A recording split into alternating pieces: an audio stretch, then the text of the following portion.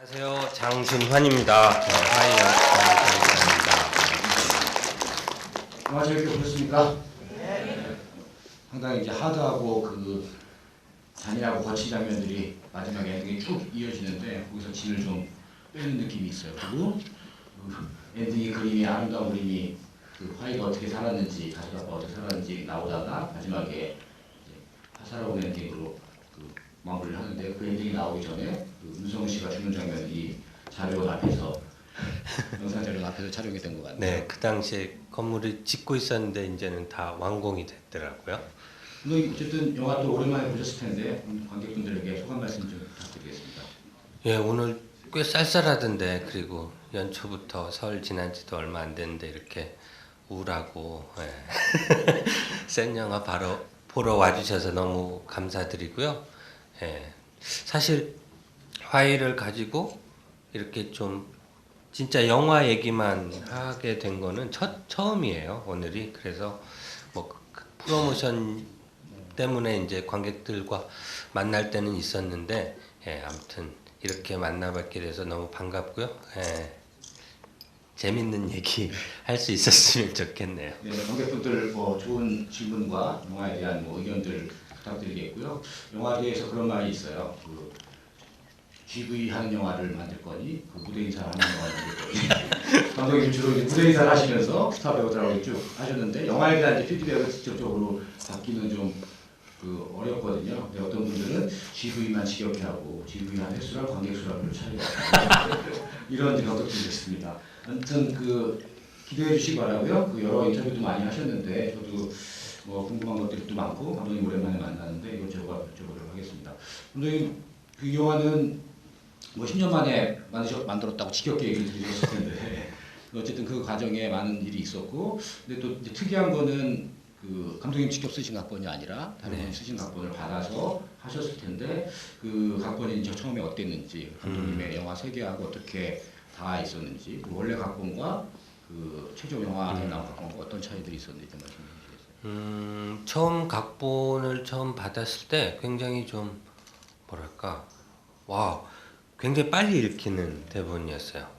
그래서 굉장히 작가가 재능이 있다, 이렇게 생각이 들었고요.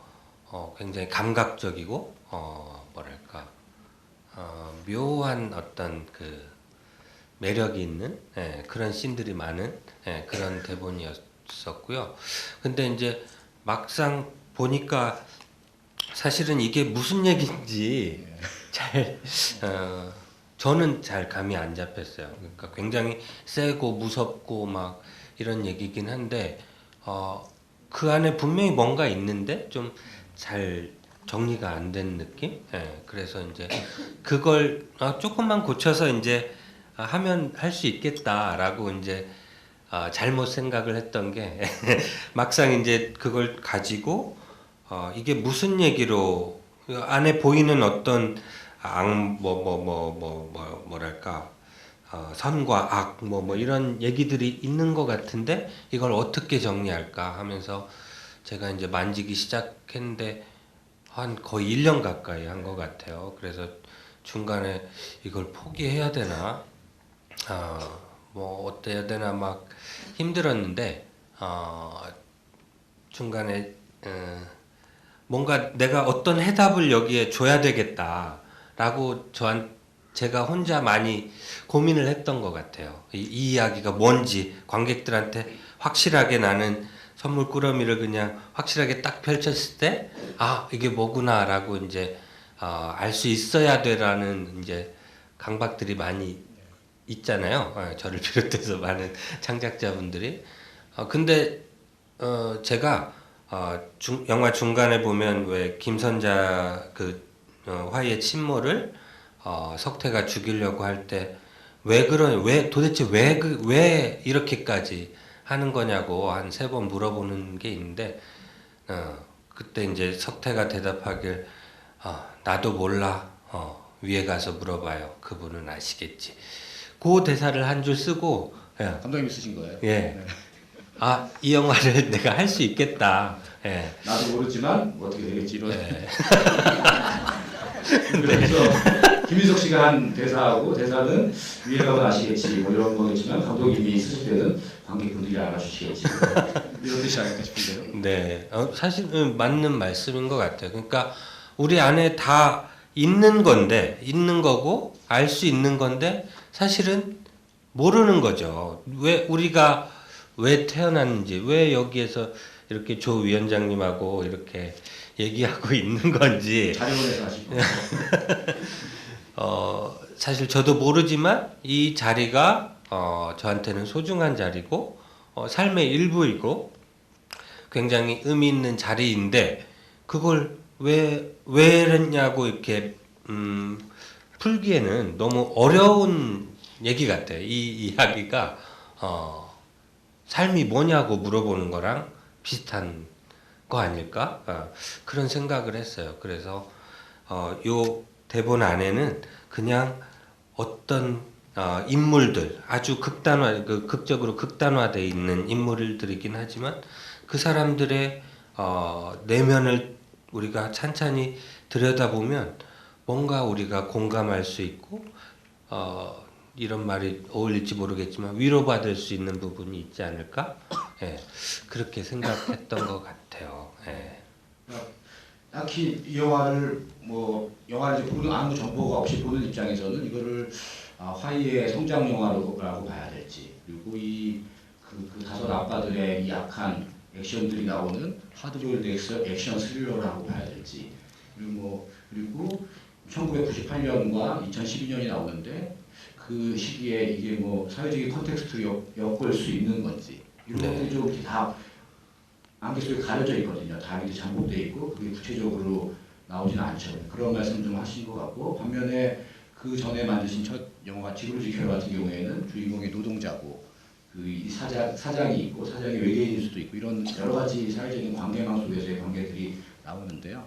그 화이는 좀 그런 사회적인 맥락하고 직접적으로 닿기보다는 더 인간의 내면의 모습을 더 탐구한 게 아닌가. 네, 좀 더 현미경의 배우를 확대했달까? 네, 그런 느낌이었어요. 굉장히 세포 안에 미토콘드리아라는 뭐 이런 걸 보는 느낌? 그 안에 우리의 어떤 그 안에 우리 우주가 있지 않을까? 뭐 연결되지 않을까? 그 안에서 또 다른 우주를 발견하지 않을까? 뭐 그런 느낌이었던 것 같아요. 그렇다면은 뭐 더 인간에 대해서 만약에 여쭙는다면은 여기 나오는 인물들이 그렇게 뭐 착하거나 선한 인물들보다는 되게 그 김윤석 씨를 중심으로 해서 그 석태를 중심으로 해서 되게 그 악의 근원들이 똘똘 뭉친 결국 화이도 악으로 다가가는 게 아닐까 악에 점점 다가가면서 괴물을 없애버리는 삼켜버리는 건데요. 그런 어떤 사회를 바라보는 관점이랄까 인간 바라보는 관점은 어떠신가요? 제가 보기 좀 이 영화랑 감독님하고 덜 닮은 게 아닌가 이런 느낌도 있는데요. 그러니까 이게 저는 석태가 화이한테 너도 네 안에도 괴물이 있어, 너도 괴물이 돼야 돼라고 말하지만 사실은 괴물 이상의 뭔가가 되기를 바라지 않았을까? 그런 생각이 들어요. 마지막에 총을 겨눠서 충분히 쏠 수 있음에도 불구하고 그게 사실 자세히 보시면 웃는 건데요. 시나리오에 그렇게 표현이 되는데 이제 너도 이제 괴물을 삼켰구나. 네가 앞으로 어떻게 될진 모르겠지만 나보다 더 나는 그냥 괴물에 삼켜져서 이렇게 살았지만 나보다 더 나은 어떤 존재가 됐으면 좋겠다. 그렇게 바라지 않았을까 저는 그렇게 생각했어요. 그러니까 이 영화가 사실 굉장히 좀 뭐랄까 담고 싶은 게 굉장히 많았던 영화인 것 같아요. 사실 그렇기 때문에 영화를 보고 나서도 이렇게 뭐 이렇게 깔끔하게 정리가 된다거나 이런 거보다는 조금 의문이 남는다거나 혹은 저건 뭐였을까 뭐 이런 생각이 드실 것 같은데 그건 의도이기도 하고 뭐 그랬던 부분인 것 같아요. 그래서 우리 안에 있는 어떤 괴물 살다 보면 저 안에는 한 마리 있는 것 같거든요. 그래서 그 괴물들을 한번 일단 들여다보고 우리가 괴물이 없어. 우리 사는데 뭐 이렇게 예의 바르게 이렇게 다 이렇게 사는데 무슨 괴물이 있어. 잘 살면 되지라고 우기기보다는 우리 안에 우리는 언제든지 괴물이 되고 괴물한테 삼켜질 수 있는 그런 약한 존재야. 라는 걸 인정하고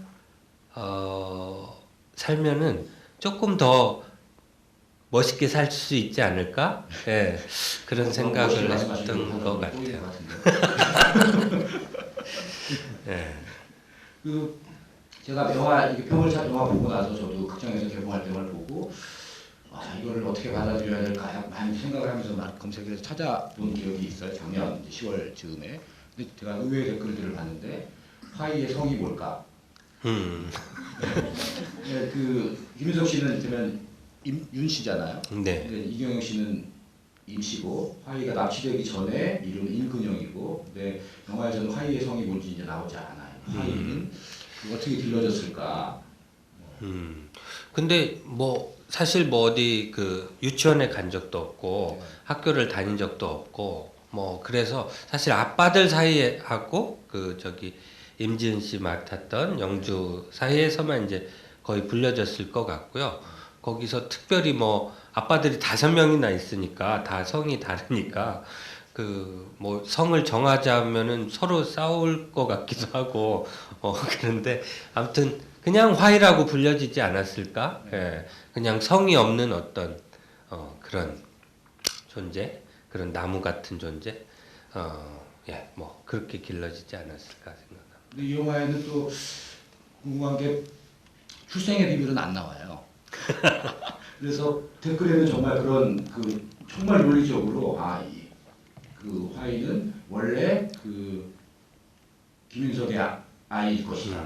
뭐 이렇게 막 의문을 제기하고 음모론처럼 감독이 듣고 하거나 원래 이런 감독이 안 가르친 거다 이렇게 하는 분들이 네. 있더라고요. 저도 꼼꼼히 따져봤더니 이 임근영이라는 친구가 그 서영아 씨의 정말 딸인지 아니면 또 막 뭐 그런 거 있잖아요. 강강신도 나오고 이렇게 네. 원래는 그 뭐 임신을 해서 이렇게 나왔는데 키우다가 예, 요즘에는 이제 뭐 그런 김인 이게 자기의 그 아들인 줄 알고 뺏어온 거다 막 이런 네. 그런 게 있던데요. 심지어는 감독이 그렇게 밝혔는데 감독도 아마 잘 모르고 그러는 것 같아라고 이렇게 그런 댓글도 봤어요. 그만큼 뭐 어떻게 보면 이 영화가 이제 조금 뭐랄까 그런 요즘에 그 내러티브가 많이 꼬이고 복잡하고 뭔가 내러티브 안에서 뭔가 어떤 서프라이즈 혹은 뭔가 이렇게 주는 그런 내러티브가 이제 많이 익숙한 상황에서는 조금 심심해 보이시기도 하고 그런 것 같기도 하고 그리고 왜 길렀을까? 이 아빠들이 왜 길렀을까? 뭐 이 진짜로 사랑한 건가?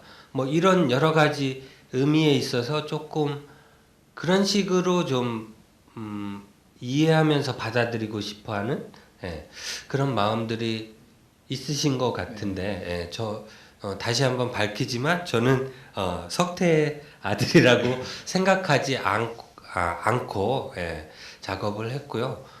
석태가 자기 친 자식이 아니면서도 이 아이를 데려다가 자기의 어떤 성격적 혹은 어떤 자기 유전자를 복제해내려는 그리고 그 마음이 가짜가 아닌 진짜로 형성됐다라는 그 부분이 저는 그렇게 돼야 더 재밌는 거 아닌가? 그런 생각이 들어요 아직도. 한국에 이제 막장 드라마를 보면 반전에 모습을 하기 때문에 내 아들이었어 뭐 이렇게 그런 걸 기대하신 관객분들이 막 논리를 맞춰서 이렇게 주장을 하더라고요. 저도 아니 이런 생각을 하다니 깜짝 놀랐었는데 심지어는 영화 이제 관계자분들도 네. 시사회 끝나고 그런 토론을 많이 하셨다고 그러더라고요. 사람들도 드라마를 많이 보시는군요. 그리고 그 영화를 보면은 또 뭐 석태한테만 아버지라고 부르잖아요. 네. 그럼 좀 친근 아이니까 아빠라고 부르겠지만 석태한테는 또 아버지라고 부르면서 어떤 포스를 좀 느끼게 하는 그거는 감독님 의도를 해서 이렇게 딱 주신 건가요? 네네. 예, 아빠들 사이에서도 이제 뭐 자세히 보시면은 이 아빠들은 돈을 뭐 어디서 이제 강도짓을 해왔어도 돈을 공평하게 나누거든요. 예, 뭐 그럴 정도로 서로 이제 굉장히 뭐랄까 약간은 리버럴한 뭐 그런 상태에 이제 그 관계를 맺고 있는데 그래도 이제 그 어떤 한 집단이 생기면 리더가 필요한 거고 리더가 없는 밴드는 또 깨지기 쉽잖아요. 예, 그런 식으로 예, 밴드의 리더가 필요한 것처럼 석태한테도 어떤 그리고 이 일을 주도적으로 화이를 이제 납치하자라는 제안을 한 것도 아마 석태였을 거고 그러니까 석태한테만은 또 그 굉장히 엄하게 키웠을 것 같아요. 화이를 키울 때 다른 아빠들하고 달리 그런 면에 있어서 좀 다른 자연스럽게 그런 호칭이 나오게 된 거 아닐까? 예. 저는 이 영화가 화이의 성장 영화 뭐 여러 가지 의미로도 다 같이 읽혀질 수 있는 부분이라고 생각하지만 이 영화는 무엇보다도 석태의 이야기가 아닐까? 저는 그렇게 생각하면서 작업을 많이 했던 것 같아요. 예. 이 이야기의 시초, 발단을 만든 것도 석태의 어떤 의지였고, 화이를 변하게 하려고 하는 것도 석태의 어떤 의지고, 예. 그 안에서 끝까지 자신의 어떤, 이, 악마성, 어떤, 예, 그런 부분들을 끝까지, 이 아이한테 구현해내고자 하는 예, 그런 의지와 뭐 그런 모든 것들이 이게 석태의 이야기가 아닐까 저는 그렇게 생각했습니다.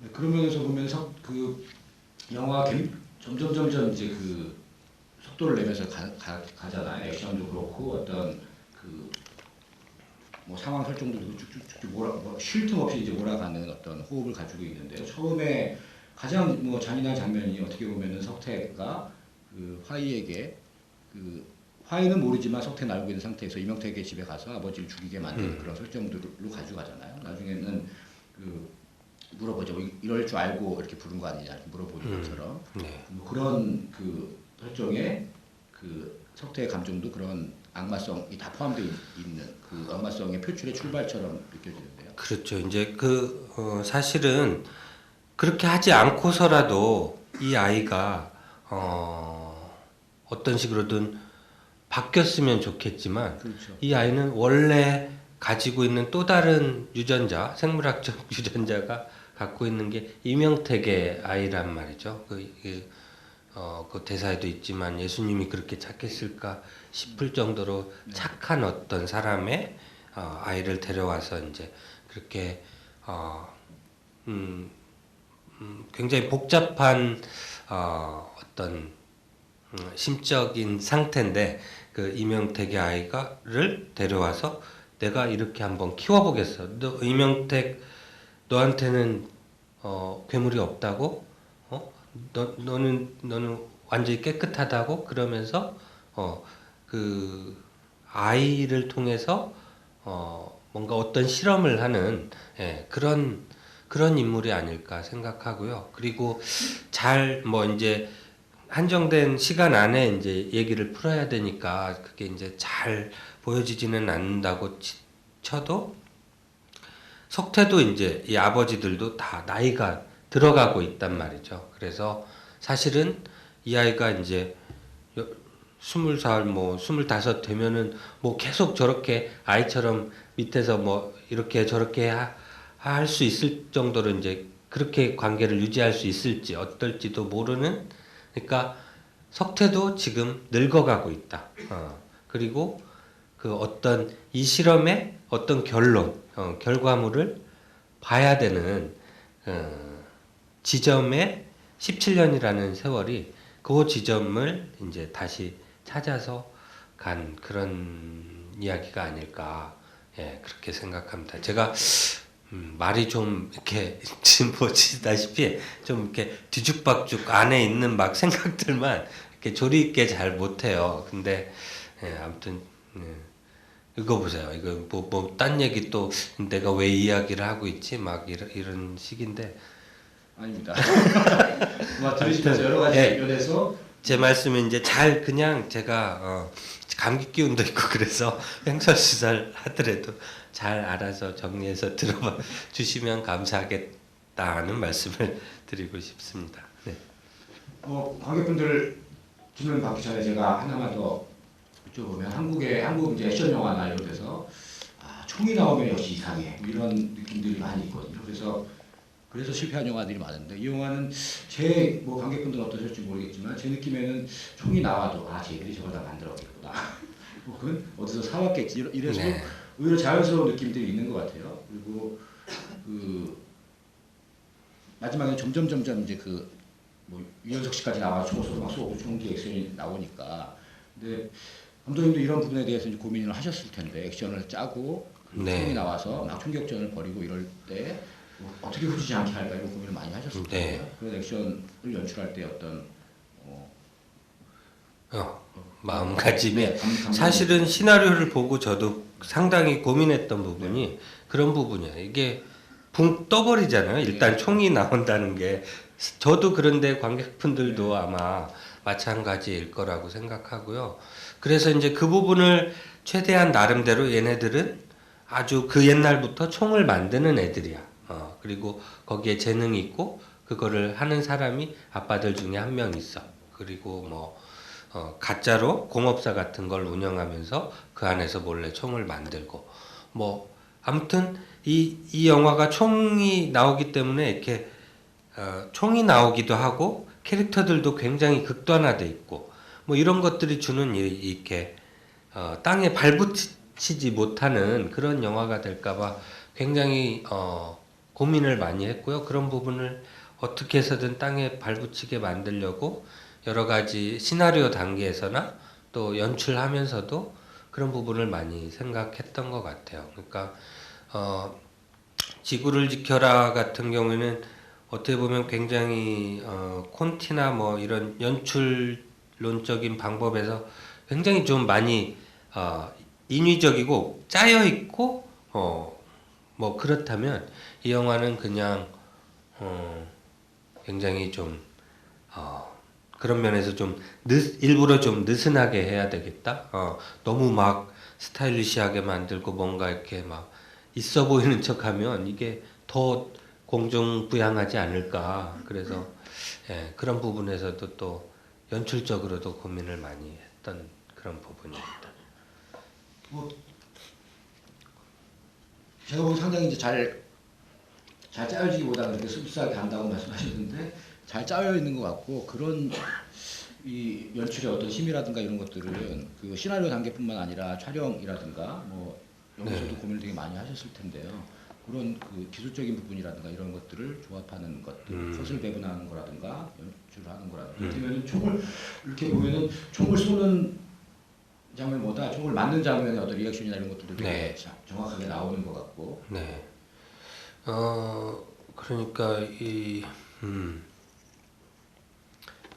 그 아까도 말씀드렸지만 이 영화는 어떤 카메라나 연출자의 어떤 의도나 보여주고 싶은 것보다는 저는 이 배우들의 살아있는 연기를 그대로 어떻게 하면 잘 담아낼까에 중점을 둔 것 같아요. 특히 화이는 그래야 된다고 생각했고 제가 이제 잘 표현을 못하는 것만큼 이 영화상의 인물들이 갖고 있는 감정들은 굉장히 단순하지가 않아요. 굉장히 복합적이고 미워하면서도 사랑하고 있고 슬퍼하면서도 막 악마적인 미소를 같이 담고 있고 막 이런 굉장히 복합적인 부분들이 많이 있어서 그런 것들을 담는데 최선을 다해야 되겠다.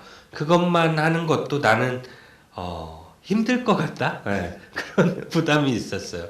그래서 그냥 괜히 막 어떤 멋부리고 뭐 이런 거보다는 물론 뒤로 가면은 약간씩 스타일을 좀 넣어서 뭐 좀 얘기를 좀 깔끔하게 만들어 보자라는 의도도 있었지만 일단은 이 이야기와 연기와 배우들 뭐 이런 것들이 키워드였던 것 같아요. 그래서 그걸 해내는데 이제 최선을 다했죠. 예.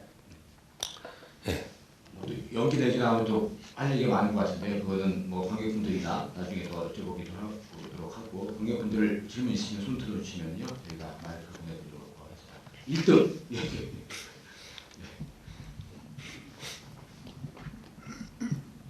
안녕하세요, 감독님. 저번에 지구를 지켜라 GV 두 번째 봤는데요. 감사합니다. 네. 우선 영화는 아까 감독님이 말씀하셨듯이 한 번 보고 이게 뭘 말하는 영화다 이거는 잘 감이 안 와서 근데 제가 영화를 보고 느꼈던 건 이제 배우분들의 연기가 모두 다 굉장히 좋았거든요. 그래서 혹시 중심 캐릭터인 화이나 석태 역의 이제 김윤석 씨랑 여진동 말고 혹시 다른 캐스팅을 생각해 보신 적은 있는지랑 그리고 지구를 지켜라 때 물어보고 싶었는데 네. 질문을 못했거든요. 네. 화이 시나리오가 신하균 씨한테도 갔었다고 들었는데 그때 스케줄상 안 맞아서 네, 못 찍었다고 제가 기사를 봤었거든요. 혹시 신하균 씨한테 시나리오 갔을 때 어떤 역할을 맡기고 싶으셨는지 궁금합니다. 사실 이런 얘기는 그 캐스팅 당한 사람 받은 분도 상처받고 캐스팅 안 한 분도 상처받을 수 있기 때문에 말씀드립니다. 네. 사실 하균 씨는 저 뭐 지구를 지켜라 때부터 너무 제가 좋아하는 배우고, 예, 그래서 그냥 어떤 의미로나마 뭐 작은 역이라도 하나 하면 어떨까, 같이 하면 더 의미가 있을 것 같다, 뭐 그런 생각이 들었는데 워낙 연기도 잘하고 그러니까 그래서 근데 이제 딱 스케줄이 보니까 하균 씨는 그 영화 뭐였죠? 러닝맨이라는 영화를 찍고 있는 당시였어요. 그래서 뭐 너무 고생하고 있다고 거기 주연 맡아서 고생하고 있다고 그래서 선뜻 뭘 해달라고 하기는 좀 그렇고 그래서 일단 한번 봐. 그러고 이제 시나리오를 건네긴 했는데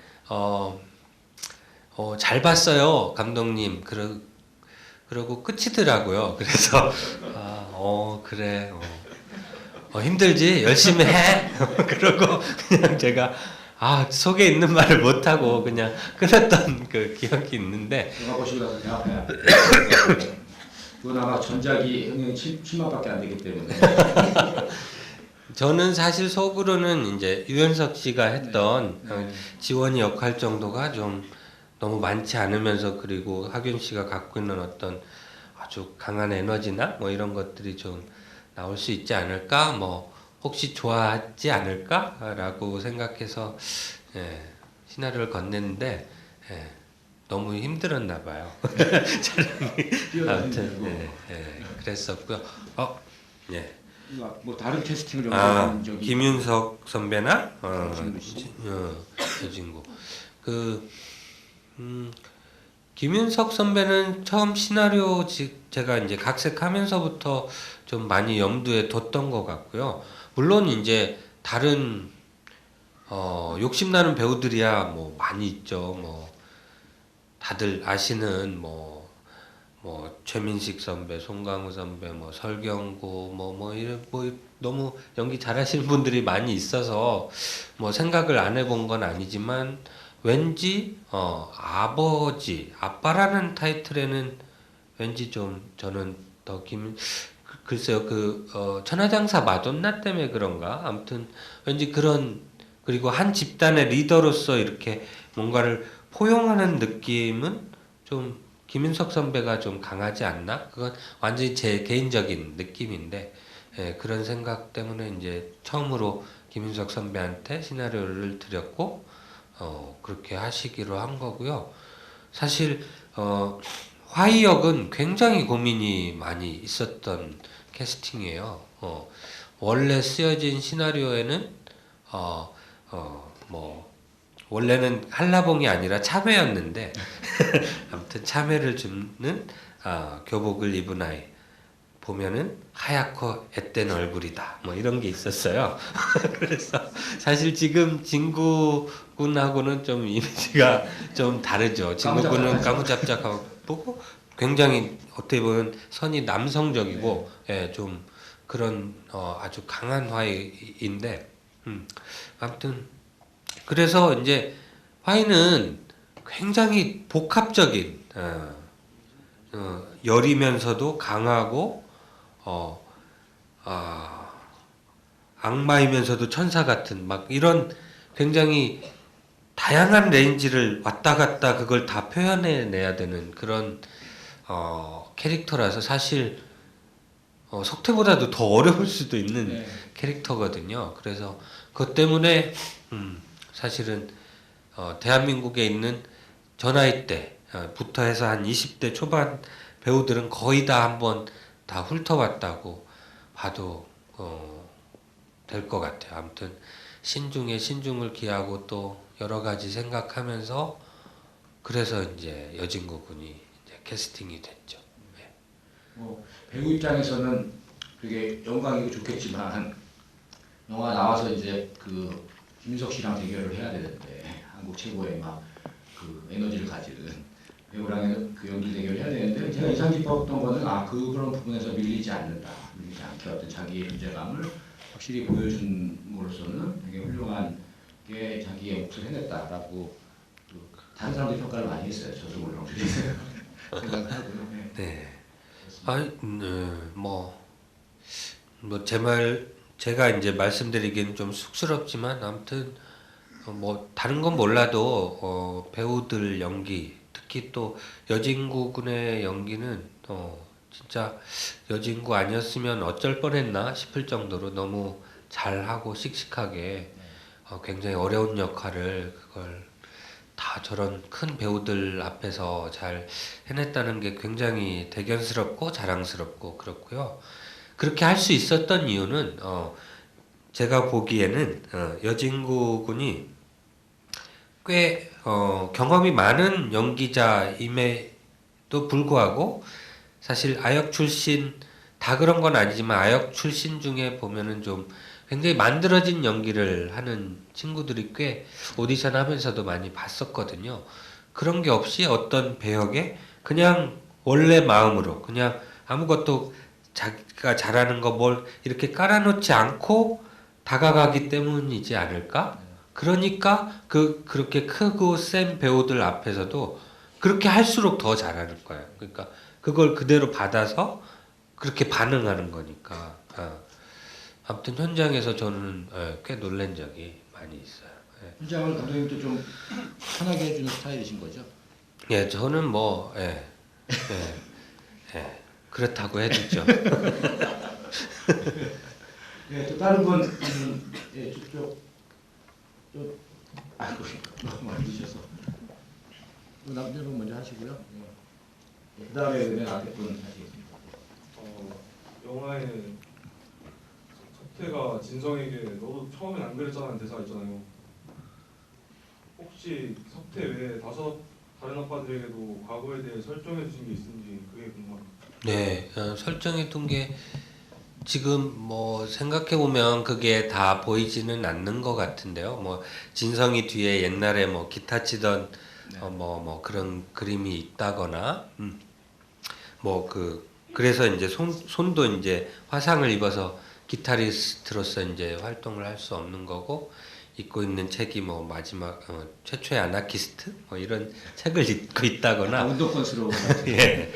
그런 것들 안에서 이제 이들의 삶은 또 어떻을까? 예, 그런 부분을 이제 당연히 연출로서 이제 많이 생각을 해봤어야 됐는데, 예, 그런 느낌들이 좀 하나씩 들어오면서 이 집단의 어떤 각자 아빠들의 정체성이 좀 들어왔으면 좋겠다. 뭐 그런 생각을 했던 것 같아요. 그래서 아까 말씀하신 뭐 너도 옛날엔 안 그랬잖아라는 게 이제 그 어떤 인생의 우여곡절이 있었겠죠. 지금 여기서 뭐 간단하게 말씀드리면 진성이 같은 경우에는 뭐 설정한 게 뭐 카이스트 출신의 뭐 이렇게 음악 하고 싶어하는 그런 운동권 굉장히 복잡한데 그럴 수 있는 우리 시대에 보면은 그런 인물들이 있었던 것 같고요. 하지만 이제 그 불의의 사고로 손을 다치면서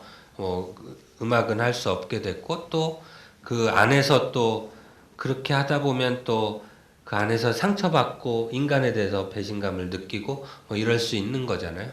그러면서 그 와중에 이 석태라는 인물을 만나서 이렇게 완전히 깨우친 사람도 있구나.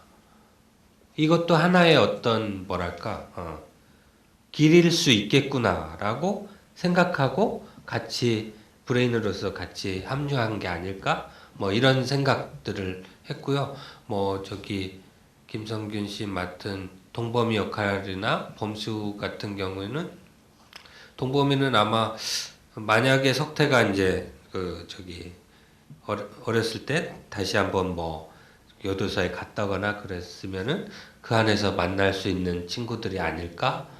그런 생각을 했고 기태 같은 경우는 어렸을 때부터 같이 자란 이복 동생 너무 다르게 생겼으니까 이복 동생 정도 그렇게 좀 생각을 했던 것 같은데요. 그 뭐 제가 생각한 게 이제 사실은 이게 시간만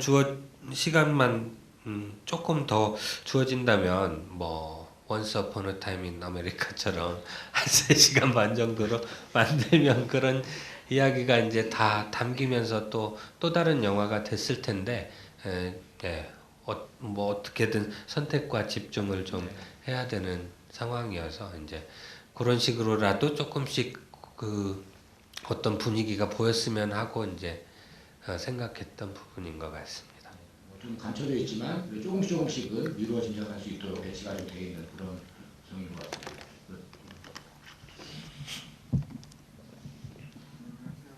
잘 봤습니다. 그 다음 작품은 계획 있나요? 네, 지금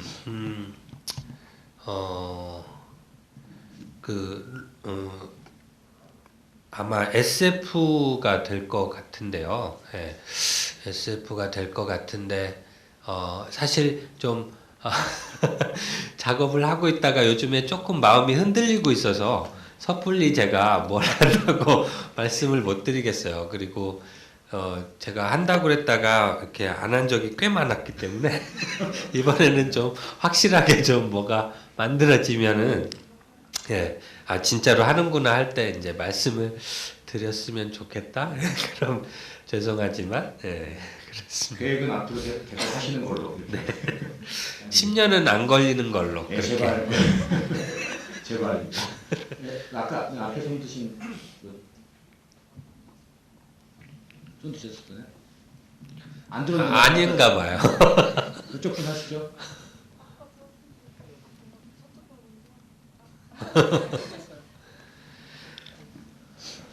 네, 저 영화를 좀 많이 봤는데 계속해서 의문점이 많이 생겨서 이제 감독님 인터뷰도 많이 찾아보고 했는데요.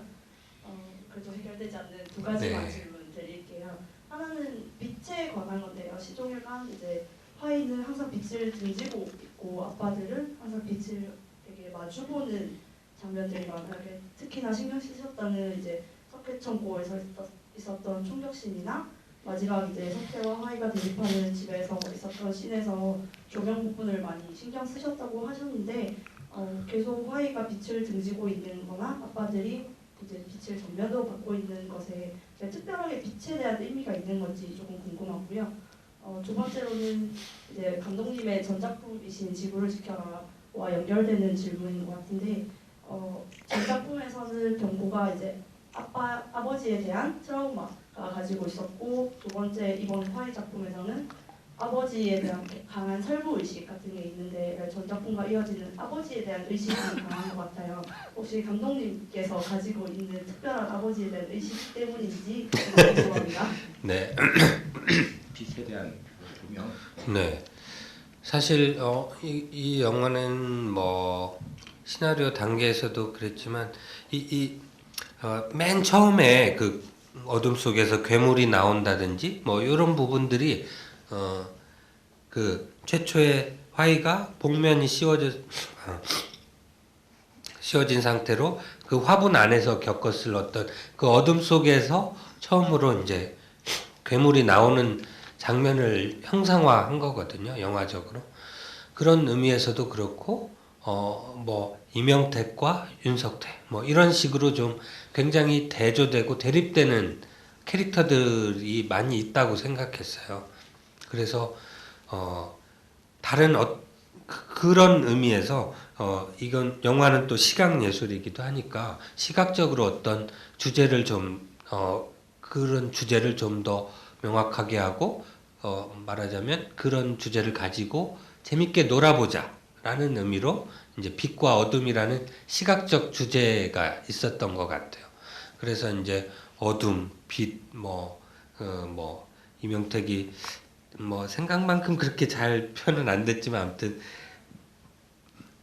집에 들어왔을 때 그 줄기 속에서 뭐 먼지를 보고 여기에 누군가 방금 막 움직이던 사람들이 있었구나 뭐 이런 거를 안다든지 석회창고에서 그 햇볕에 닿으면 마치 뭐 드라큘라가 햇볕에 닿으면 맞아서 막 타는 것처럼 그런 어떤 그리고 화이는 그 빛에서 어둠으로 들어가고 뭐 이런 그런 맥락들을 이제 생각하면서 빛과 어둠이라는 걸 좀 재밌게 써보자 그런 맥락이었고요.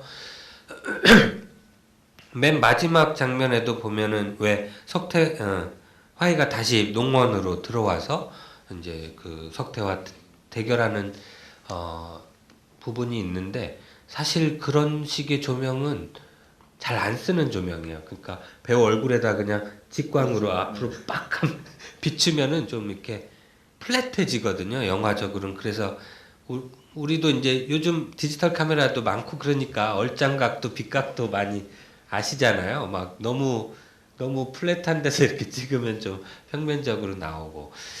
하지만 우리는 좀 과감하게 그렇게 좀 써보자. 그런 식으로 이제 촬영 감독하고 얘기를 했고. 근데 저는 어떤 사람들은 굉장히 뭐랄까 화이의 비주얼적인 스타일이 좀 촌스럽다. 옛날 영화 같다. 직접적인. 예, 뭐 편집에 어떤 막 무슨 막 화려함도 없고 그냥 툭툭툭 그냥 할 말만 하는 것 같고 뭐 그런 부분이 있으니까 그런 말씀도 하시는데 저는 나름대로는 재밌었던 부분이었던 것 같아요. 그 아직 핏자국이 이렇게 좀 덜 지워져 가지고 약간 진짜 드라큘라 같기도 하고 뭐 괴물 같기도 하고 그런 대조 뭐 이런 것들이 좀 저한테는 재밌는 또 다른 영화적인 어떤 놀이 같은 그런 생각이 들었고요. 사실 석회창고 장면은 굉장히 공을 시나리오 단계에서부터 그건 이제 작가님이 워낙 재밌게 비주얼적으로 잘 써놔가지고 굉장히 욕심이 나는 장면이었는데 몰라요. 뭐 썩 마음에 완전 100% 만족할 만큼은 아니지만 아무튼 굉장히 그런 부분에서 이제 공을 많이 들인 그런 장면이고요. 그다음에 다른 질문이 아버지 저 지구를 지켜라 때도 그런 얘기 많이 들었어요. 또 아버지한테 맞고 자랐니? 아우 어떡하니? 뭐 이런 그렇게 말씀해 주시는 분들도 있었는데 저는 거의 맞아본 적은 없는 것 같아요. 사실 우리 시대 아버지들은 제 주위에 보면 친구들 아버님들은 꽤 때리시는 분들도 꽤 많이 있었거든요. 근데 저희 아버님은 그러지 않았음에도 불구하고 그래도 느껴지는 어떤 묘한 그걸 뭐 그냥 우리 다 아는 쉽게 뭐 오이디푸스 컴플렉스라고 해야 되나? 왠지 엄마 편에 서 있고 싶고 이 아빠는 좀 권위의 상징이었고 뭔가 나를 억압하는 느낌 같은 게 있었던 것 같아요. 어떠세요? 잘하시죠? 그런 게 맞죠. 뭐 이 영화는 어쨌든 자이든 타이든 뭐 모든 아버지를 다 죽이잖아요. 이명택 씨까지 하면은 자기 친부까지 하면 6명인데 그 직접적으로 다 죽일 작정을 하고 그리고 대결을 하면서 첫 아버지를 죽일 때 저는 되게 깜짝 놀랐는데 빵 소리가 날 때 어떤 장면이 연결될까 했는데 그 죽어 있잖아요. 결국 첫 번째 아버지를 이제 죽이는 순간 다른 아버지들이 비상이 걸리는데 그 영화의 어떤 주된 모티브인 것 같고 그러면서 아버지랑 대결하는 어떤 괴물의 모습이 돼가는. 예, 그러니까 특히나 우리 뭐 그냥 쉽게 얘기해서 지금 제가 이제 한 세대 한 두 세대 정도인가 아무튼 386 세대 뭐 요런 한참 우리나라 이제 발전 성공의 신화 말하자면 신분도 좀 많이 그래도 노력하고 뭐 판검사 되고 뭐 하면은 어떤 기회들이 있었던 그 발전의 논리의 시대에는 특히나 더 아버지들이 너는 커서 나보다 더 잘 돼야 돼. 나보다 더 힘있고 권위 있는 사람이 돼야 돼라는 그런 강박 때문에 그렇게 되신 분들도 그러시고 그렇게 못 되신 분들도 더 그렇기 때문에 너는 힘을 가져야 돼라는 그런 어떤 시대적인 어떤 그런 굉장한 좀 스트레스, 압박이 아버지들 사이에 좀 아빠들과 아들 사이에 그런 것들이 더 많이 있었던 거라고 모든 세대가 그렇게 생각하나요?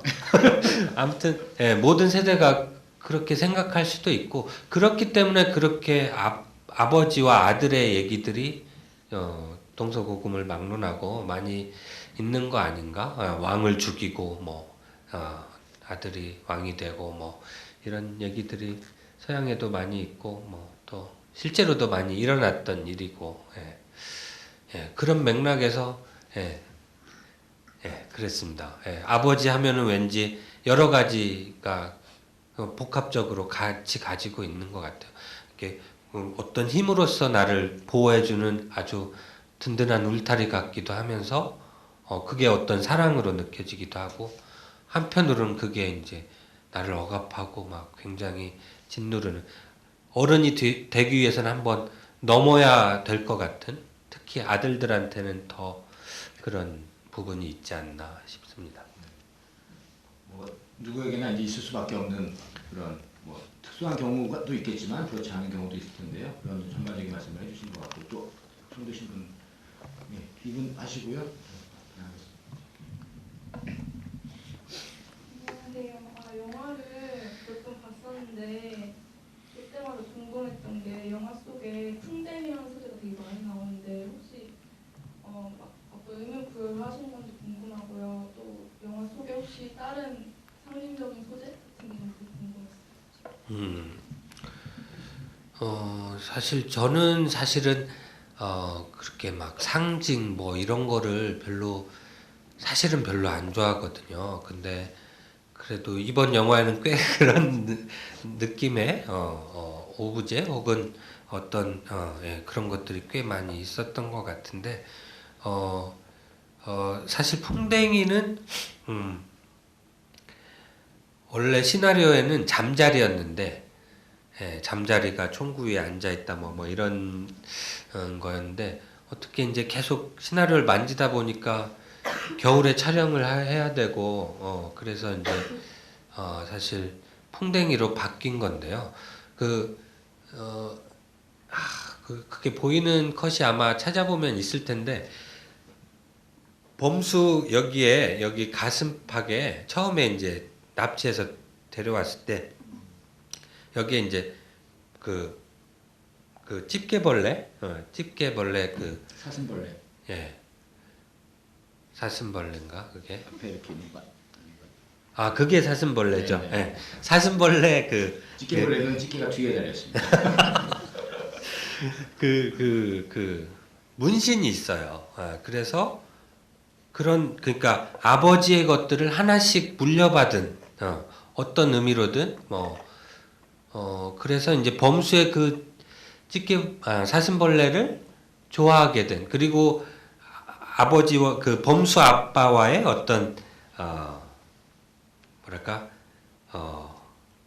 정을 나누는 어떤 표식 뭐 이런 것처럼 그래서 얘가 조금씩 자신의 어떤 자신을 투영할 수 있는 어떤 괴물이 아닌 괴물의 대척점에 있는 어떤 자신만의 어떤 마스코트 같은 나를 대변하는 뭔가를 좀 좋아하는 게 있지 않았을까? 그렇게 생각해서 이제 그런 사슴벌레가 나왔던 거고요. 그래서 이제 그 사슴벌레를 눌러 죽이는 것도 이제 나는 이제 더 이상 이렇게 밖으로 나갈 수 없다. 이 날아가는 이렇게 두꺼운 나만의 뭔가를 이렇게 가지고 있지만 그걸 부서뜨려서 이제 이 아빠들과 같이 살아야 되는 뭐 그런 느낌을 좀 담아보려고 했던 것 같아요. 그러다 보니까 총구에도 앉게 되고 뭐 나중에 이제 유경이 학교에도 날아가게 되고 예, 그렇게 됐던 것 같습니다. 네. 또 이쪽 분 먼저 하시겠습니까? 잠자리는 좀 이렇게 나약해 보이는데 아마 이미지랑 생각하면 너무 낭만적으로 보이는 이미지인 것 같은데요. 네, 안녕하세요. 저는 그 화이의 그 꽃이 맨 마지막 장면에 총소리가 나면서 그 소탕이 되는 그 악당 문성근이 소탕이 되고 그 다음에 그 제가 가짜 아버지라고 여태 추측해왔던 그 이영영 아버지를 또한 그 부적절하게 생각하는 김윤석 태 그 진짜 아버지인지는 모르겠지만 그 악의 시들이 이렇게 소탕되는 장면에서요. 맨 마지막에도 그 시민들이 그 전당대회 같은 데서 이렇게 흩어지는 장면이 저는 하이라이트라고 생각을 했어요. 왜냐면은 그러니까 제가 여기 영상자료원에 토요일 일요일마다 이렇게 영화를 보러 오다가 전당대회인 줄 알고 거기 앉아있다가 거기 이렇게 한 2,300명 모여계 이 앞에 찍을 때요. 찍는지 모르고 잠깐 앉았거든요. 좀 나오실 수도 있겠네. 네, 그래서 잠깐 앉았는데 갑자기 공중에서 큐를 하시면서 3번을 뛰었어요. 그러셨으면 나왔을 거예요. 그거 세 테이크밖에 못 갔거든요. 네. 현장 해가 어떻게 져가지고. 하신 겁니까?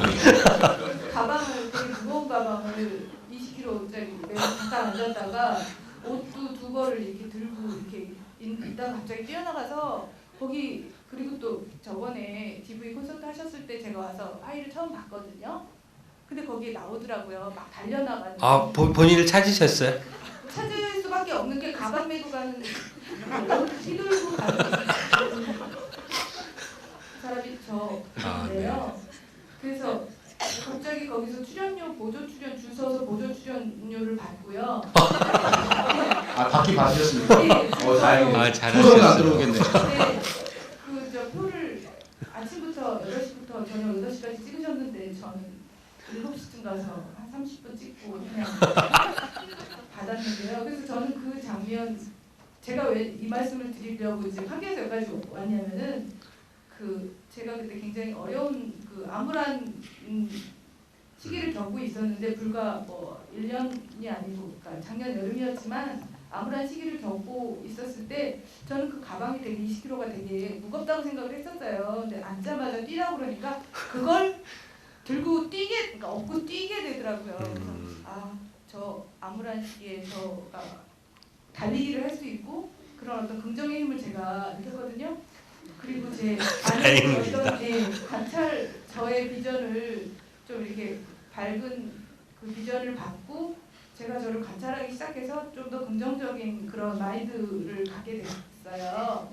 근데 뭐 질문은 그거예요. 그 감독님이 생각하시는 이 영화의 그 관전 포인트 있잖아요. 뭐 나는 꼭 이 장면을 내가 자랑하고 싶은 장면이 있어서 꼭 이거를 100번도 더 나는 봤고 또 이거를 꼭 관객들이 주시해서 봤으면 하는 장면하고 그 다음에 내가 이건 진짜 애석하게 꼭 넣고 싶었는데 이 장면을 못 넣었다라는 거를 만약에 화이2에서 제작을 하시게 된다면 왜냐면 저는 청소년을 키우고 있는 그 학부모로서요. 이 화이가 5명의 그 악을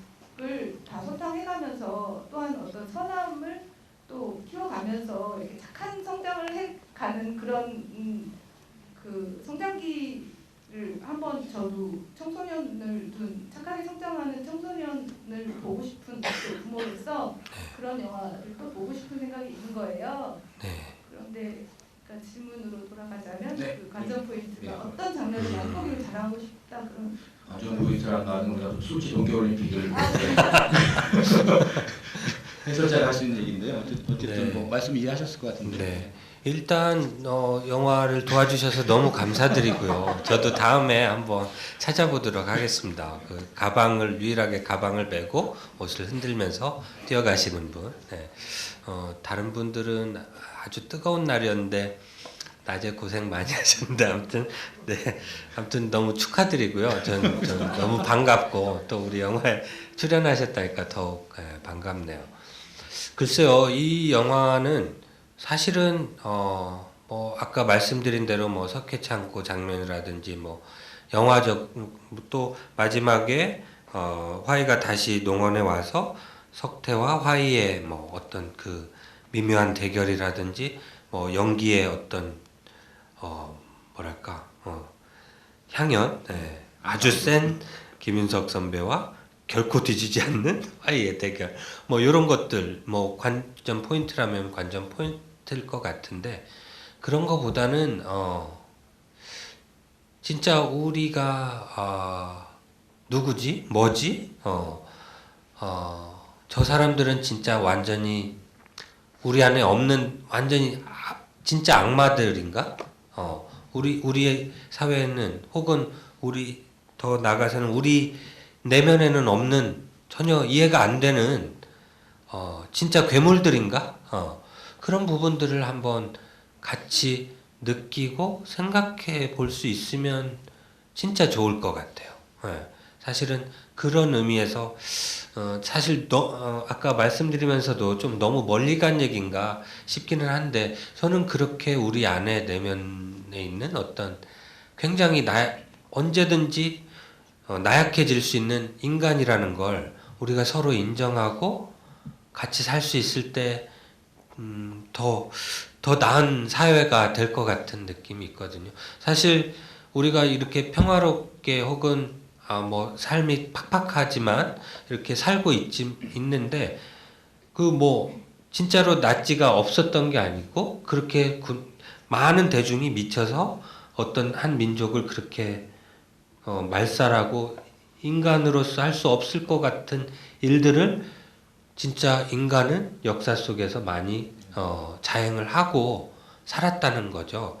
꼭 그런 사회적인 부분뿐만 아니라 우리 뉴스에서도 굉장히 뭐 우리나라에서도 뭐 막가파 뭐 무슨 지존파 이런 것들이 있었잖아요. 사실 화이 아빠들의 5 아빠들의 모티브가 되기도 한 그 사람들은 그냥 하늘에서 떨어진 괴물인가?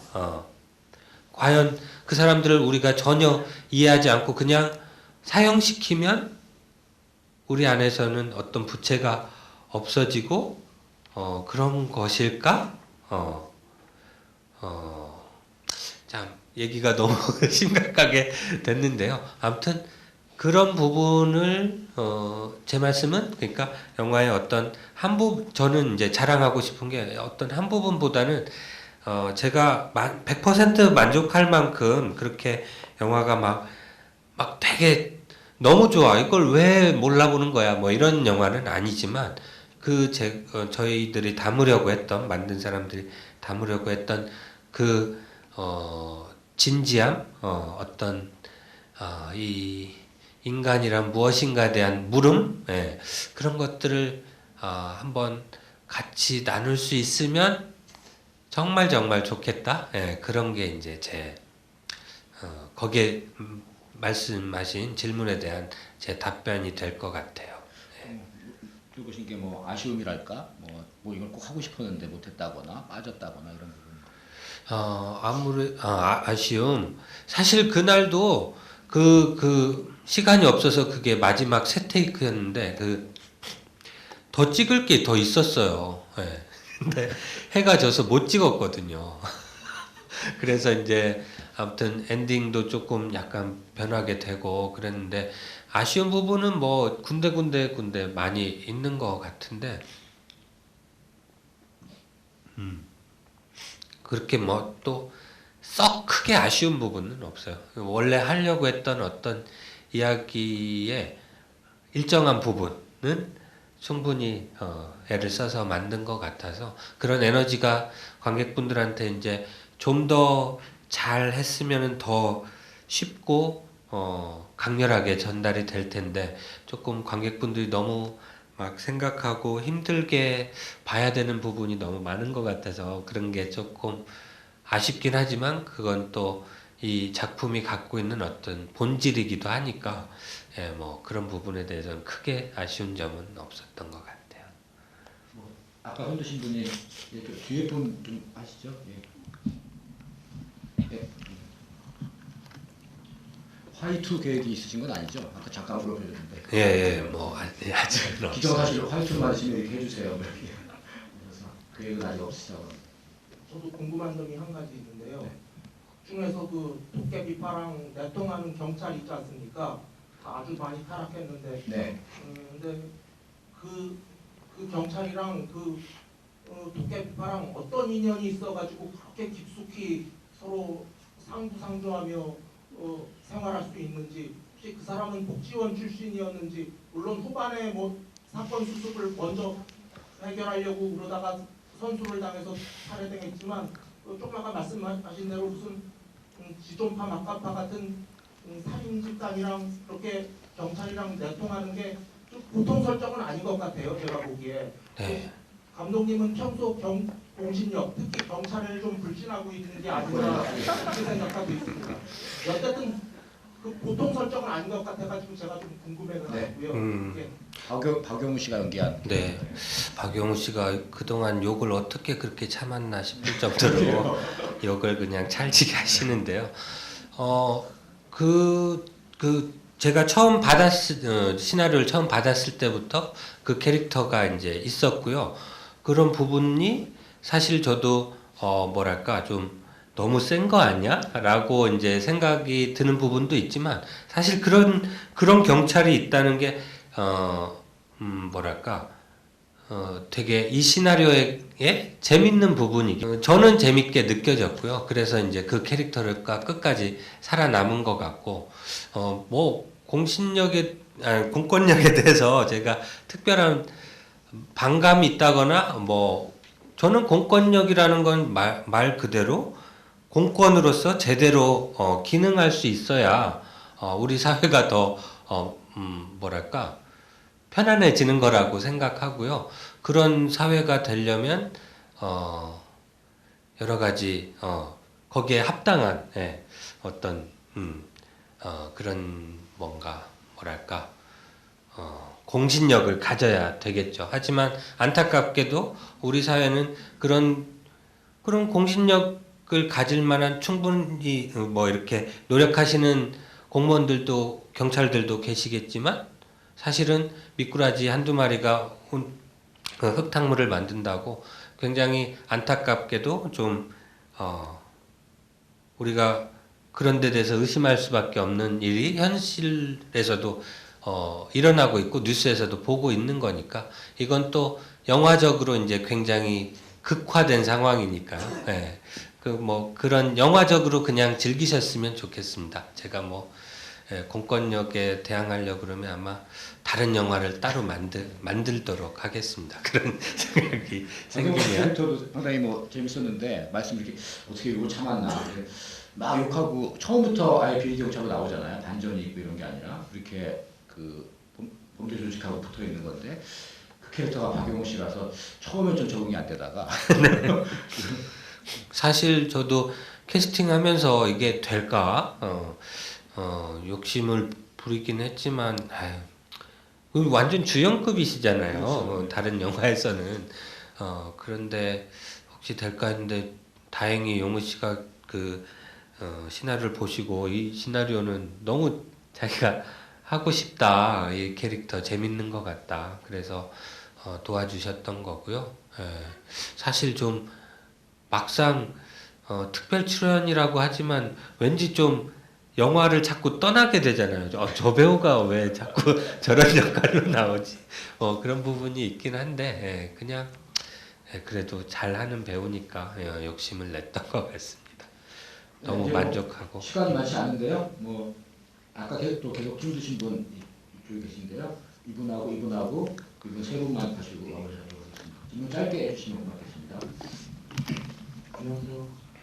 그 허위에서 결국 김윤석이 허위한테 계속 하려고 했던 건 결국 자신과 똑같은 괴물 같은 존재를 만들려고 했던 거였는데, 그러면 감독님은 허위가 김윤석을 죽인 다음에 어떻게 됐을 거라 생각하세요? 자기가 김윤석과 똑같은 괴물이 됐을 거라 생각하세요? 아니면 그거에 벗어났을 거라 생각하세요? 그러니까 저는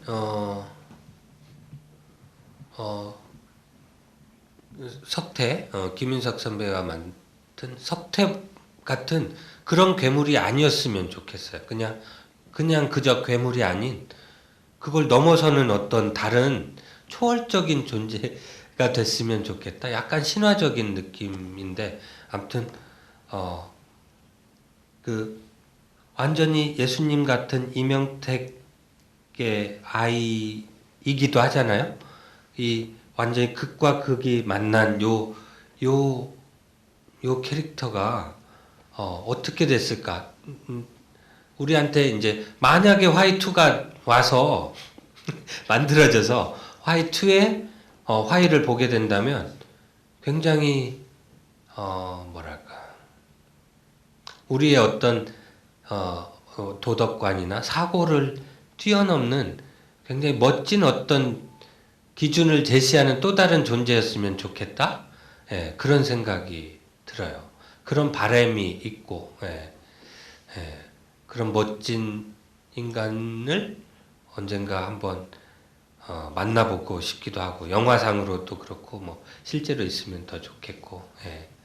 우리가 뭐 헐리우드 영화들을 보면은 여러 그 신들이 막 싸우잖아요. 토르 이런 데서도 막 우리가 책에서 보는 신들이랑 나와 싸우고 그러는데, 뭐 감독님이 말씀하시는 거 들으면 이명택이라는 존재는 좀 예수님이나 하나님 같은 존재고, 그 윤석태 같은 인물은 마치 그리스 신화에 나오는 제우스 같은 폭군 같은 이미지가 있으면서 또 나름 뭔가를 관장하고 있는 신적인 존재 같은 그런 그 선함과 착함이 좀 싸우는 것 같은 그런 그 중심에 이제 뭐 화이라는 아이가 있는 거겠죠. 네, 그걸 다 겪고 섞인, 그러니까 한 단계 더 올라선. 아마 석태의 마음도 그러지 않았을까, 저는 그렇게 생각합니다. 아마 괴물이지만 뭔가를 억누르기 주변에 있다가 어떤 사건이 있으면 튀어나올 수 있겠죠. 그러니까 석태를 자세히 보면 그 뭐 보육원의 얘기가 이제 시간상 이제 막 몽따주처럼 막 이렇게 흘러가지만 자기 안에 어떤 뭐 잘 살아보고자 하는, 이 사회 안에서 잘 살아보고자 하는 어떤 욕망과 그런 게 있는 아이인데, 비록 보육원에 있지만, 근데 주말마다 와서 기도를 해주고 모든 아이들한테 기도를 해주고 선물도 주고 하는 이 굉장히 부자인 이명택이라는 아이가 와서 자신한테 기도해 줄 때 그걸 믿으려고 석태도 굉장히 노력을 했죠. 나도 달라질 수 있어 라고 하지만 사실은 엄밀하게 보면은 달라질 수 없는 어떤 거잖아요. 그런 부분을 좀 주목해서 보면은 또 달리 보일 수도 있을 것 같아요. 그런 이야기들을. 위선과 뭐 어떤 내가 어떤 거인 척 살아가는 게 아니라 내 나름대로 내 안에 있는 본능을 믿고 그걸 기준으로 살아보겠어라는 어떤 굉장히 위험한 실험을 하고 있는 거니까, 아무튼 제가 말이 짧아서 잘 설명은 못 하겠어요. 근데 아무튼 많이 설명하셨고요. 다 알아서 들으실 거라고 생각합니다. 아까 해주신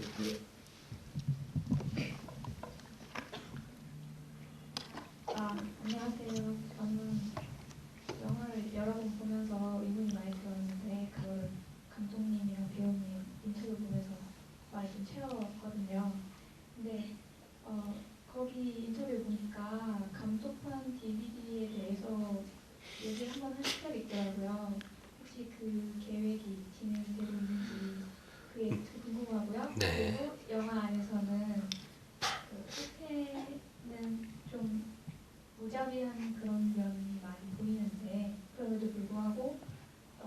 명의를 차에서 쏘지 않는 그런 이유가 궁금해요. 네. 네. 근데 그러니까 이제 무자비하다고 해서 그러니까 그런 면이 석태의 어떤 악당으로서의 캐릭터 아닐까? 그리고 그런 면이 그냥 너무 무자비하고 그냥 다 죽이는 그런 무서운 사람이 아닌 다른 면을 생각해 볼 수 있는 그런 부분이 아닐까 싶고요. 그리고 뭐 만약에 잘하면은 며느리가 될 수도 있는 거잖아요. 농담인데 아무튼 석태는 어떤 그러니까 막 다 싫어 막 이 사회에 있는 사람들이 다 싫어 막 다 죽어야 돼 막 이런 부분은 아닌 것 같고요. 자기만의 어떤 돌을 닦는 건 아니지만 자기만의 어떤 길을 가고자 하는 그런 악당이지 않을까 그런 생각이 들어요. 그리고 처음에도 뭐 그 맹인 아마사도 살려주고 네. 가서 거기서 문제가 커지기도 맞아요. 그런 부분도 잘 표현이 됐는지 모르겠지만 그 처음에 보면은 성지보육원 출신이거든요. 그 맹인 안마사가 옛날 같았으면은 이를 깔끔하게 하려면 그냥 죽였겠죠. 하지만 사실은 제 느낌으로는 석태도 이제 늙어가고 있고 뭔가 자기도 뭔가 변해가고 있다는 거 그런 게 불안하기도 한 그런 인물이지 않았을까 그렇게 생각했습니다. 안 죽였을 때 박용용 경찰이 전화로 그러잖아요. 이제 석태형 끝난 것 같아. 뭐. 네. 석태형 끝난 것 같은데 우리 너랑 나랑 해야 될 것 같아. 이런 얘기들이 영화 뭐 밑에는 좀 깔려 있다고 보여집니다. 네.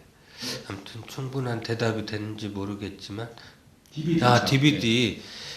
예, 저 DVD라도 뭐 아까 말씀드렸다시피 이제 사실 영화를 만들다 보면 여러 가지 이제 이게 또 돈이 한두 푼 드는 그냥 독립영화도 사실 힘든데 아무튼 그 많은 뭐 이렇게 의견이 있을 수 있잖아요. 여러 사람들의 의견이 있으니까 사실 그런 의견을 조율한 부분도 없지 않아 있고 그런 부분에서 이제 온전히 제 생각대로만 조금 더 깔끔하게 영화를 정리해 보면 어떨까? 뭐 이런 생각도 없지 않아 있는데 글쎄 그건 이제 사실 흥행이 막 굉장히 잘 되면은 그런 걸 좀 허위로 이렇게 많이 생각해 주실 텐데 뭐 이렇게 화이가 뭐 이렇게 막 썩 잘 된 건 아니잖아요. 막 지금 막 대박이 났다거나 그런 영화는 아니어서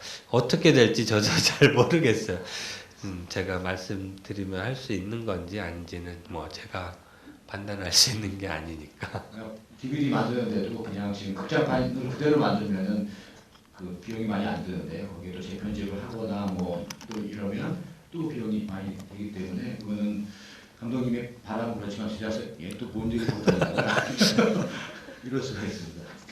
그리고 뭐 극장 스코어가요 그 완전히 안 된 건 아닌데 한 240만 정도 연기이 들었습니다. 화해 영화를 보셨지만 제작비가 적게 들어간 영화가 아니거든요. 그래서 그 아마 손익분기점을 조금 넘었을 수준.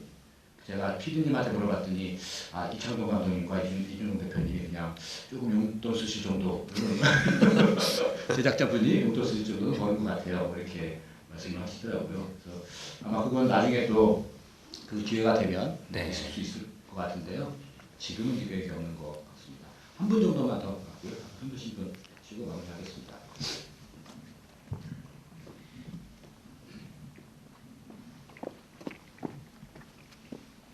저도 개봉날 보고 오늘 두 번째 보는데요. 감사합니다. 그 친구 누가 진짜 아빠 엄마에 대해서는 많이 이유를 준 것 같고 저도 사실 많이 궁금했었는데요. 아버지에 대해서는 많이 지금 말씀하셨으니까 근데 엄마에 관해서 제가 느꼈을 때 처음 이제 생으로 나오시는 분이 이규경 씨한테 이제 그만하자라고 말씀하시고 그리고 파이랑 처음 마주쳤을 때도 사실 못 알아보는 걸 보면서 저는 과연 진짜 엄마인가 모성애에 대한 감정이 표현이 안 됐다고 생각해요. 그리고 오히려 길어준 엄마는 그 사진을 보고 확신을 어릴 때 모습을 가지고 알고 계시고 그래서 일부러 좀 모호하게 표현했다라고 생각했었는데 사실 좀 그 부분에 대해서 어떻게 염두에 두고 연출하셨는지 그 친모인 갑자기 서영화 씨. 서영화 씨, 예, 잘 해주셨는데 이제 그만하자는 거는 여러 가지 의미가 있다고 생각했어요. 그러니까 이 이명택이라는 사람도 사실은 어떻게 보면 그냥 우리끼리 얘기하는 거니까 편하게 얘기하지만 괴물 같은 사람인 것 같기도 하거든요.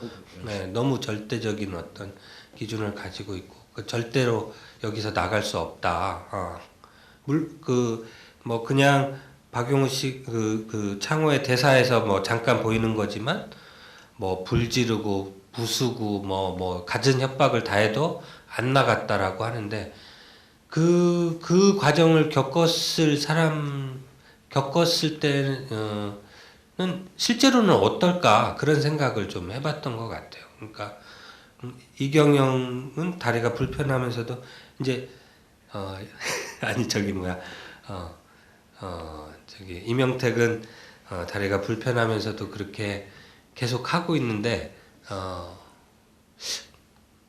그럴 수 있지 않을까? 아무리 엄마라고는 하지만 그리고 최근에 계속 어떤 뭐 협박이라든지 뭐 갑자기 자다가 막 불이 났다든지 뭐 죽이겠다는 협박 전화가 매일매일 오고 이런 상태에서 그럴 수 있을 것 같다라고 저는 생각했고요. 뭐 이제 저는 어디 또 생각했냐면 사실 경찰한테 신고를 했잖아요.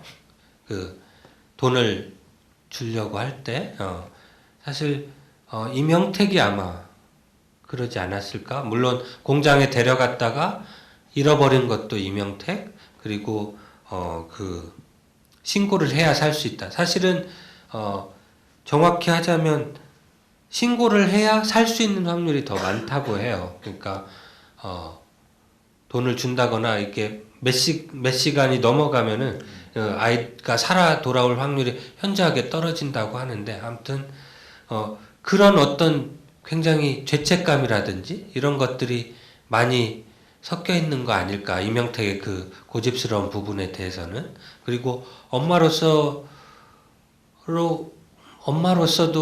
근데 이 세월이 17년이란 말이죠. 그러니까 한 5년, 3년, 뭐 10년이 아니라 17년을 계속 그 아이를 15년 아닌가요? 98년. 14년이다. 14년. 예, 14년. 3살에 납치돼서 17에 만나게 되는 거니까. 예. 그 세월을 생각하면 저는 그 화이의 엄마가 납득이 될 수 있다고 생각했어요. 예. 그리고 그 혼란스러운 상태에서 누가 막 이렇게 뭐 기도하고 오늘도 이제 뭐 그 아이 사진을 성경책에 이제 이명택의 그 집에는 아이 사진이 없잖아요. 예. 그러니까 몇 년 동안은 그렇게 이제 아이 사진을 놓고 막 돌아올 거야 막 그랬다가 그런 사연을 읽은 적이 있거든요. 어느 시간이 지나면 그 아이를 이렇게 보는 게 부모들한테는 그러니까 실종된 아이를 보는 게 너무나 힘든 일이 된다고 그러더라고요. 그래서 아무튼 합의하에서건 이명택의 주장에 의해서건 이제 아이 사진을 더 이상 보지 말아야 되는 그런 상황에서 이렇게 성경책 비고 이렇게 몰래 이렇게 보고 있는데 누가 문을 막 딸깍딸깍 열고 막 이런 상황에서 그 상황에서 내 아이가 돌아왔구나라고 할 수 있을까? 뭐 그럴 수도 있을 것 같은데 아무튼 저는 여러 가지 이제 드라마적 이유상으로도 그렇고 이런 선택을 했던 것 같아요. 뭐 부성에 대해서 뭐 아버지의 트라우마 하나, 모성에 대해서까지 여러 말씀들을 해주셨고요. 계속하면 좋겠지만 마냥 주구장창 할 수는 없기 때문에 다음 영화 상영도 있다. 네. 다행이죠. 뭐 마무리하기 전에 감독님 최근에 영화 마치시고 최근에 이제 어떤 그 근황하고 앞으로의 계획이라든가 이런 거 있으시면 좀 말씀 주시죠. 네. 최근에 이제 영화 뭐 홍보까지 다 마치고 그동안 이제 영화 만들면서 사실 저도 이제 아버지가 됐거든요. 그래서 지금 이제 우리 나이로 4살짜리 딸이 있는데 그 딸아이가 한참 이쁘고 막 커갈 때 영화 만든다고 못 봤어요. 한참을. 그래서 아이하고 많은 시간 보냈었고요. 또 우리 저기 아내도 도와준 게 갑자기 너무 바빠져가지고 제가 아이를 좀 봐야 되는 그런 상황이었던 것 같고 그래서 아이랑 좀 좋은 시간 많이 보냈던 것 같고요. 이제 다음 작품 준비하려고 슬슬 이제 뭐 이렇게 서울 나와서 이제 작업도 하고 그러고 있는 상황입니다. 저는 이제 뭐 이런 사실 오늘 처음으로 이렇게 관객들과 이렇게 진지한 화의를 가지고 대화를 나누는 게 너무 즐겁고 오면서 설레기도 하고 무슨 얘기가 나올까 어떤 얘기를 할 수 있을까 그러면서 이제 기대를 많이 하고 하는데 항상 이제 제 말이 너무 이 영화 안에 이제 담으려고 하는 것만큼 그만큼 이렇게 잘 안 되고 말이 잘 안 돼요. 그래서 많이 답답하기도 한데 우리가 꼭 그런 것만으로 커뮤니케이션을 하는 건 아니잖아요. 서로 눈빛으로 또 이 같은 공간 안에 있으면서 제가 이렇게 어버버버 하는 것도 여러분들이 화의를 보면서 조금 더 풍성하게 느끼시는데 조금이나마 보탬이 됐으면 하는 바람을 가지고 다음번을 또 기약하도록 하겠습니다. 이렇게 춥고 그런데 많이 와주셔서 너무너무 오랜 시간 또 같이 얘기 나눠주셔서 너무너무 감사드립니다. 네, 박수 좀 부탁드리겠습니다. 다음 영화는 10년이 아니라 더 빠른 시간에 만나 뵙기를 바라겠고요. 관객분들 함께해 주셔서 감사드립니다. 네, 감사합니다.